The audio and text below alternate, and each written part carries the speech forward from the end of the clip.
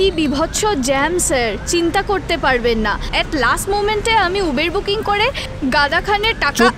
একদম চুপ। আজ পর্যন্ত তুমি কোনোদিন টাইমে এসছো? So sorry sir. হাই। হ্যাঁ, তোমাদের কমপ্লিট হলে তাহলে ভিতরে যেতে পারি। হ্যালো, কেউ আছেন? চুপ, কথা বলো না, কেউ শব্দ করো না। তেনারা নিদ্রা গিয়েছেন, গোলযোগ সইতে পারেন না। তেনারা মানে? তাহলে কস্তুরী ম্যাডাম, এই ম্যানেজারের পিয়ের চাকরিটা নেহাতি খোলস মাত্র।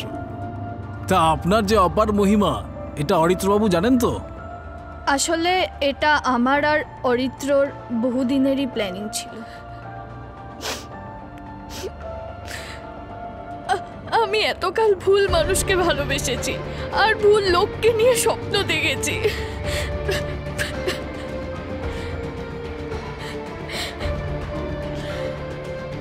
আর আপনি বিশ্বনাথ চক্রবর্তী, দালালিটা কিন্তু জারিই রাখলেন। After all this is a traditional culture, right?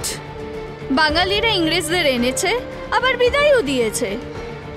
পুরনো বাড়িগুলো কিভাবে ভেঙে মাল্টি স্টোরেজ বিল্ডিং বা শপিং মল তৈরি করা যায় সেটা খুব ভালোই জানেন, তাই না? বর্তমানে পঙ্কজ আগরওয়ালের মতো বেনিয়াদের দালালি করেন, আবার মাঝে মাঝে কুমিরের কান্নাও কাঁদেন। আমরা কিছু একটা মিস করছি। আচ্ছা, আমাদের সাথে এটা হলোটা কি?